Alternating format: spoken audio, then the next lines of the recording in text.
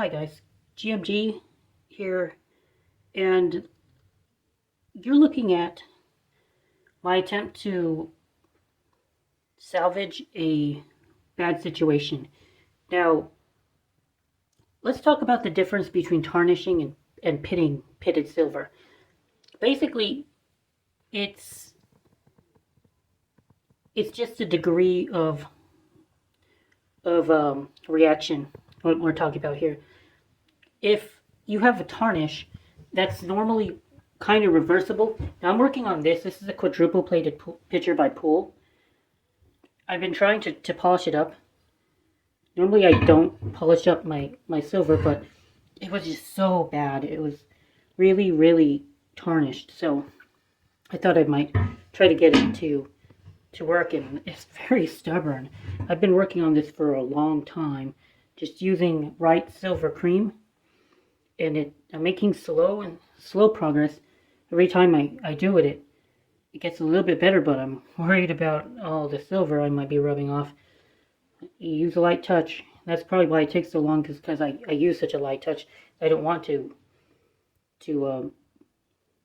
scratch the silver off, or because this is quadruple plate, so there is more silver on this piece, so probably could afford to use a bit more strength when I use the polish, but it's working on it. Now, the point I'm making is that when we have tarnish, it's more on the surface. The compound that we're trying to get is, I believe it's chlorine reacting with the silver to form a silver chloride. In a way, I guess that would make it a silver salt, but that's what I believe. Or is it chlorine or is it sulfur? Could be sulfur too. Sulfur will also react with silver and create a tarnish. So I guess it would be a silver sulfide. Anyway, let's go look at this. This is an FB Rogers tray that I was trying to polish up and save, because you could think of tarnish as being on the surface, but pitting. Do you see that? Do you see that, guys? All these little circles. This is a little bit harder because the tarnish is deeper set inside of the piece, so you're not going to be able to really polish that out very easily without really rubbing a lot of silver off. And it appears that somebody tried to do it in the past, or it's already been attacked, because we can see base metal starting to show up. That brown right there, that's base metal. And yeah, the tarnish is attacking the silver all the way to the core. You don't really want to let your silver plate get to this point. Like, I understand that a lot of this stuff just sits around for years or decades, and that's probably what happened. Oh, see, like that right there? It's been attacked by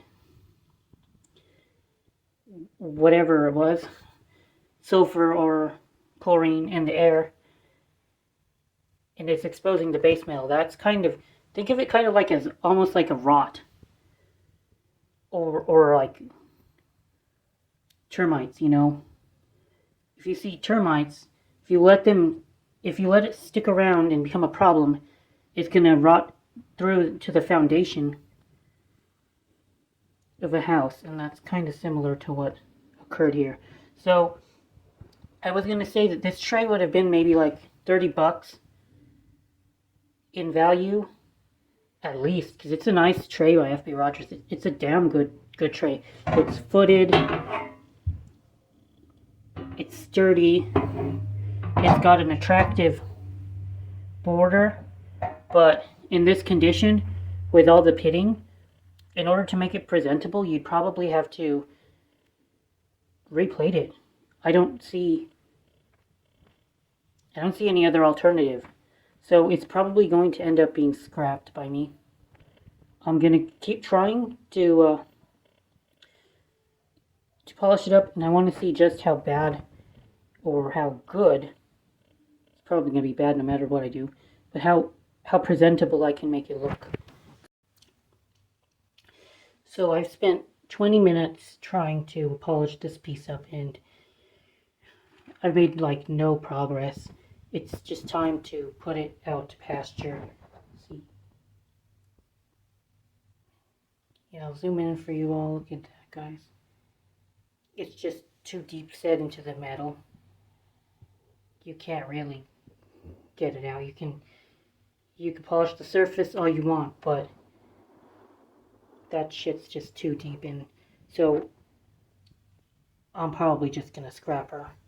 I could try to sell it for $10 or less and try to get something out of it. I'd rather have the silver off the piece, and I like destroying Silverplate for its silver. It's fun.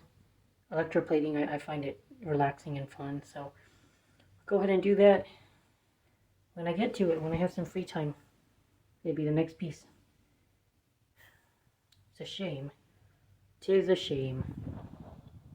Because I just don't think that I can sell it no matter what I do. But yeah, that's it, guys.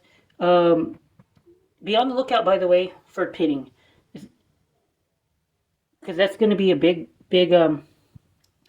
part of whether you're able to make profit. Because if you can tell the difference between pitting and tarnish, remember that tarnish is irreversible for the most part, but pitting is much more difficult to do.